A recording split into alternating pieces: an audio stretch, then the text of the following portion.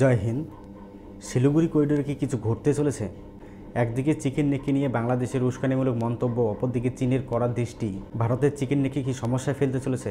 কারণ ভারতীয় সেনাবাহিনী চিকেন নেকে প্রচুর যুদ্ধাস্ত্র মোতায়েন করতে চলেছে এবং ভারতীয় 3 সেনাবাহিনী ভারতবর্ষের সবচেয়ে বড় সেনা মহড়া এবার চিকেন নেকে করতে চলেছে। তো হঠাৎ করে কী কেমন ঘটলো চিকেন নেকে, যার ফলে ভারতীয় 3 সেনাবাহিনী এত তৎপর হয়ে উঠলো? আজকের এই ভিডিওর মধ্যে পুরো বিষয়টা নিয়ে আপনাদের সঙ্গে আলোচনা করব। তো ভিডিওটা শুরু করার আগে আপনাদের কাছে বিশেষ অনুরোধ, আমাদের চ্যানেলটিকে অবশ্যই সাবস্ক্রাইব করে আমাদের পাশে থাকবেন। তো চলুন শুরু করি আজকের এই ভিডিও। দেখুন, শিলিগুড়ি করিডোর বা চিকেন নেক ভারতের একটি উইক পয়েন্ট, এতে কোনো সন্দেহ নেই। আর বহিঃশত্রুদের নজর যে শিলিগুড়ি করিডোর উপরে রয়েছে সেই বিষয়ে কোনো সন্দেহ নেই। বারবার দাবি উঠেছে যে শিলিগুড়ি করিডোর বা চিকেন নেককে নিয়ে আলাদা রাজ্য গঠন করার এবং সেখানে কেন্দ্রশাসিত অঞ্চল গঠন করার। কারণ সেখানে কেন্দ্রীয় শাসন বা কেন্দ্রশাসিত অঞ্চল করলে সেখানে তার যাবতীয় নিরাপত্তার দায়িত্ব থাকবে কেন্দ্র সরকার বা ভারতীয় সেনাবাহিনী। কিন্তু সেই দাবি পূরণ হয়নি, যার ফলে উত্তরবঙ্গের মানুষের মধ্যে ক্ষোভ দীর্ঘদিন ধরে ছিল। কিন্তু এবার যে প্রস্তুতি আমরা ভারতীয় সেনাবাহিনীর পক্ষ থেকে দেখতে চলেছি সেটা মারাত্মক। কারণ সেখানে S-400 থেকে শুরু করে ব্রহ্মোস মিসাইল এবং আরও ভারতের যে সমস্ত আর্টিলারি গান রয়েছে সেই সমস্ত কিছু নিয়েই আজকে চিকেন নেকে ভারতীয় সেনাবাহিনীরা প্রস্তুত। সেনাবাহিনীর প্রস্তুতি এতটাই তুঙ্গে যে সেখানে ভারতীয় স্থলসেনার পাশাপাশি ভারতীয় বায়ুসেনা এবং ভারতীয় নৌবাহিনী পর্যন্ত এই মহড়ায় অংশগ্রহণ করতে চলেছে, আর যেটি ভারতের ইতিহাসে সবচেয়ে বড় সেনা মহড়া হতে চলেছে। ভারতীয় সেনাবাহিনীর পক্ষ থেকে এই মহড়ার নাম দেওয়া হয়েছে পূর্ব প্রচণ্ড প্রহার, অর্থাৎ প্রচণ্ড শক্তি নিয়ে ভারতীয় সেনাবাহিনী এইখানে যে ঝাঁপাবে এই কথা বলার কোনো প্রয়োজন নেই।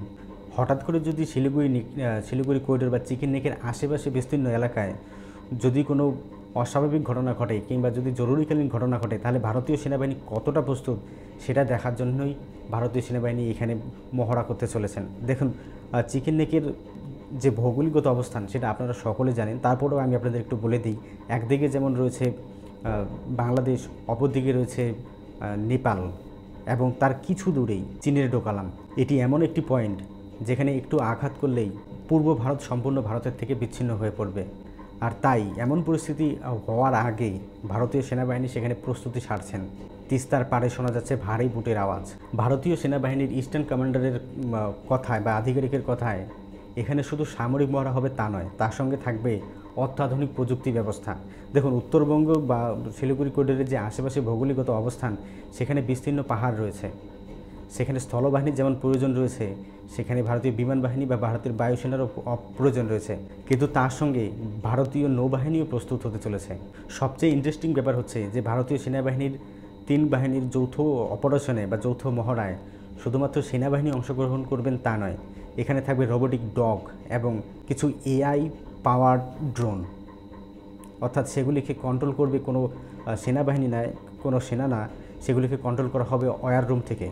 আপনারা হয়তো ভাবতে পারেন যে ভারতীয় সেনা হয়তো শিলিগুড়ি করিডোরের আশেপাশে শুধুমাত্র মহড়া করবেন। না, শুধুমাত্র শিলিগুড়ি করিডোরের আশেপাশে মহড়া করবেন তা নয়, ভারতীয় সেনাবাহিনী মহড়া করবেন শিলিগুড়ি করিডোরে যেমন তেমনি সিকিমের পাহাড় থেকে এবং হিমালয়ের কোল থেকে সেই সেনা মহড়া করবেন। অর্থাৎ এর দ্বারা স্পষ্ট হয়ে যায় যে যদি কোনো রকম সেখানে অস্বাভাবিক পরিস্থিতির সৃষ্টি হয়, তাহলে পাহাড়ের মতো দুর্গম এলাকায় ভারতীয় নৌবাহিনী, সেনাবাহিনী এবং বিমান বাহিনী কী করে পরিস্থিতির মোকাবিলা করতে পারে এবং কী ধরনের যুদ্ধাস্ত্র ব্যবহার করতে পারে বা লক্ষ্যবস্তুকে টার্গেট করে কীভাবে উড়িয়ে দিতে পারে, সমস্তটাই ভারতীয় সেনাবাহিনী সেখানে পরীক্ষা করে দেখবেন।